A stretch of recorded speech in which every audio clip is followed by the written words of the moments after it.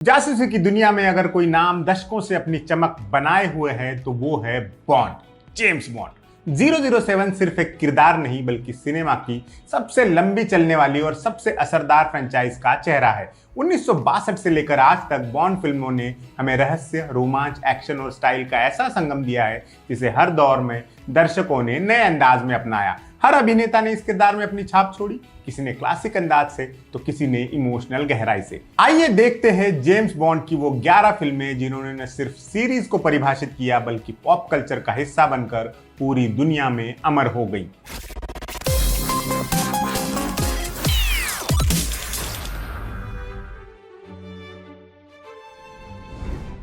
James bond की दुनिया की शुरुआत 1962 में डॉक्टर नो से हुई। शॉन कॉनरी का यह पहला बॉन्ड अवतार था और टेरेंस यंग के डायरेक्शन में बनी यह फिल्म जासूसी सिनेमा की क्लासिक साबित हुई। शॉन कॉनरी का करिश्मा और कैरेबियन के रंगीन बैकग्राउंड में बुनी गई एक रहस्यमयी कहानी। खलनायक डॉक्टर नो और बॉन्ड गर्ल उर्सुला एंड्रेस की एंट्री ने बॉन्ड फिल्मों का वो टोन सेट किया जिसमें स्टाइल, सस्पेंस और रोमांच का अनोखा मिश्रण था, जिसने आने वाली सारी बॉन्ड फिल्मों की दशा दिशा तय कर दी। इसी फिल्म से बॉन्ड का वो आइकॉनिक थीम म्यूजिक इंट्रोड्यूस हुआ था। देखना चाहें तो एप्पल टीवी और अमेजन वीडियो पर अवेलेबल है।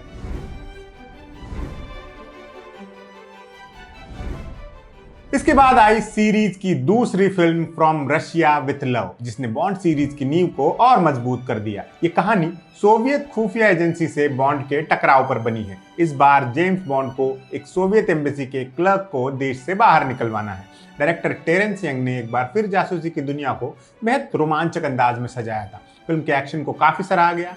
क्रिटिक्स ने तो फिल्म की तारीफ की ही, जनता ने भी भरपूर प्यार बरसाया। टोटल फिल्म मैगजीन ने इसे ऑल टाइम बेस्ट ब्रिटिश फिल्मों की लिस्ट में जगह दी। इस लिस्ट में ये इकलौती बॉन्ड फिल्म है। देखने का मन हो तो प्राइम वीडियो पर अवेलेबल है। फिर 1964 में आई गोल्ड फिंगर, जिसे गाई हैमिल्टन ने डायरेक्ट किया था। इस फिल्म ने बॉन्ड को ग्लोबल सुपरस्टार बना दिया। ये वही फिल्म है जिसमें ऐसे कई एलिमेंट्स इस्तेमाल हुए जो बाद में बॉन्ड फिल्मों का हमेशा के लिए हिस्सा बन गए, जैसे टेक्नोलॉजी और गैजेट्स का इस्तेमाल, विदेशी लोकेशंस पर शूटिंग और बॉन्ड का स्टाइलिश ह्यूमर। फिल्म की कहानी के सेंटर में था खलनायक गोल्ड फिंगर और उसकी अनोखी साजिश से निपटता जेम्स बॉन्ड। इसी फिल्म से बॉन्ड की मशहूर कार एस्टन मार्टिन DB5 की एंट्री हुई थी। ये पहली बॉन्ड फिल्म थी जिसने कोई ऑस्कर अवार्ड जीता था। ये भी एप्पल टीवी और अमेजन वीडियो पर अवेलेबल है।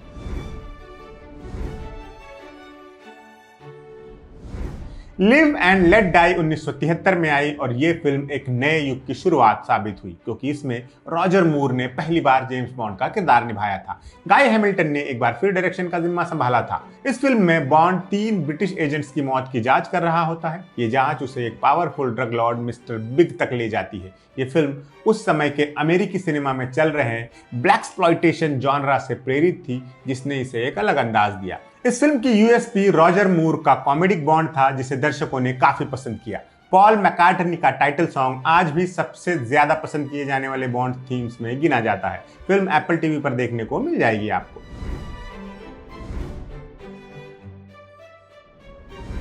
The spy who loved me 1977 में रिलीज हुई और इसे रॉजर मूर वाले बॉन्ड की सर्वश्रेष्ठ फिल्मों में से एक माना जाता है। इसका डायरेक्शन लुई गिलबर्ट ने किया था। इस बार कहानी 2 परमाणु पनडुब्बियों के रहस्यमय ढंग से गायब होने के इर्द गिर्द घूमती है, जिनकी जांच के लिए बॉन्ड को एक सोवियत एजेंट मेजर XXX के साथ मिलकर काम करना पड़ता है। ये दोनों एक सनकी उद्योगपति का पीछा करते हैं जो मानव सभ्यता को नष्ट करके समंदर के नीचे एक नया संसार बसाना चाहता है।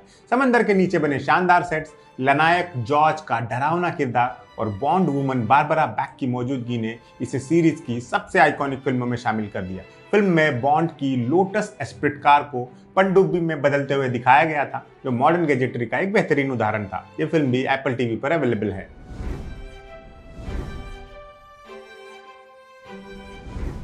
लाइसेंस टू किल 1989 में आई और ये टिमोथी डाल्टन के बॉन्ड की आखिरी फिल्म थी। इसका डायरेक्शन जॉन ग्लेन ने किया था। इस फिल्म में जेम्स बॉन्ड को MI6 से सस्पेंड कर दिया जाता है, क्योंकि वो अपने दोस्त फेलिक्स लाइटर के साथ हुए एक भयानक हादसे का बदला लेने के लिए एक ड्रग लॉर्ड का पीछा करता है। ये पहली बॉन्ड फिल्म थी जिसका टाइटल इयान फ्लेमिंग की किसी कहानी पर आधारित नहीं था। टिमोथी डाल्टन ने जेम्स बॉन्ड को एक गंभीर इंसानी चेहरे के साथ पेश किया। यहीं से बॉन्ड सिर्फ एक स्टाइलिश स्पाई नहीं बल्कि इंसानी भावनाओं वाला किरदार भी बन गया। फिल्म एप्पल टीवी पर मौजूद है।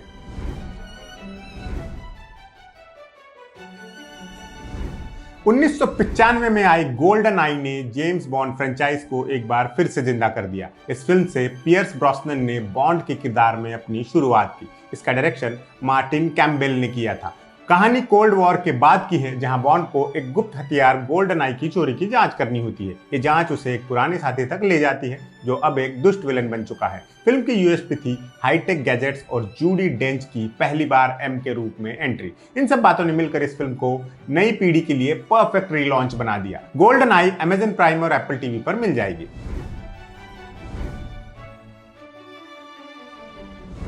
जेम्स बॉन्ड की अगली फिल्म थी टुमारो नेवर डाइज, जो 1997 में रिलीज हुई और ये पियर्स ब्रॉसनन के बॉन्ड की दूसरी फिल्म थी। इस फिल्म का डायरेक्शन किया था रॉजर स्पॉटिसवुड ने।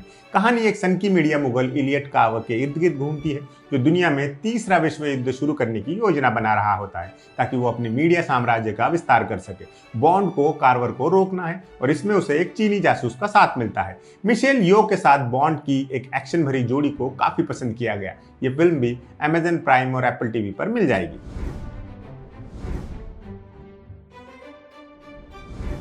कैसीनो रॉयल 2006 में आई और इसने बॉन्ड फ्रेंचाइज को पूरी तरह से रीबूट कर दिया। इसमें डैनियल क्रेग ने पहली बार बॉन्ड का किरदार निभाया। मार्टिन कैम्पबेल ने एक बार फिर डायरेक्शन की कमान संभाली थी। ये फिल्म बॉन्ड की शुरुआत और उसके 007 बनने की कहानी दिखाती है।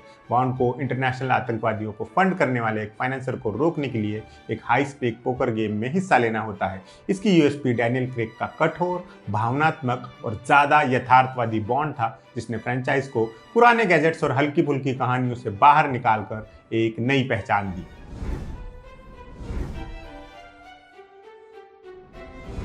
स्काईफॉल 2012 में रिलीज हुई थी और डैनियल क्रेग की शानदार एक्टिंग ने इसे अब तक की सबसे इमोशनल बॉन्ड फिल्म में बदल दिया। ये जेम्स बॉन्ड फ्रेंचाइज की 50वीं सालगिरह का जश्न थी। इसका डायरेक्शन सैम मेंडिस ने किया था। ये फिल्म बॉन्ड की व्यक्तिगत कहानी को दिखाती है, जहां वो एक फॉर्मर MI6 एजेंट की जांच कर रहा होता है। ये एजेंट एम से बदला लेना चाहता है। बॉन्ड को एम की हिफाजत भी करनी है और अपने अतीत से लड़ना भी है। ये बॉन्ड फ्रेंचाइज की पहली फिल्म थी जिसने $1 बिलियन की कमाई की थी। स्काईफॉल अमेजन वीडियो पर देखने को मिल जाएगी।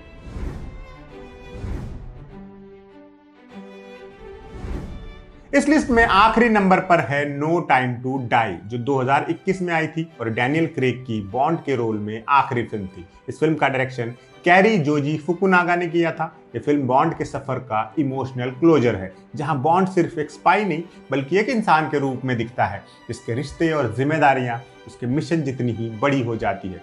इसी फिल्म में सीरीज का अनोखा और ऐतिहासिक पल आता है, जहां पहली बार बॉन्ड का सीधे तौर पर मरना दिखाया गया है। इसमें एक्शन तो है ही, साथ ही संवेदनशील रिश्तों की परतें भी है, जो इसे बाकी बॉन्ड फिल्मों से बिल्कुल अलग बनाती है।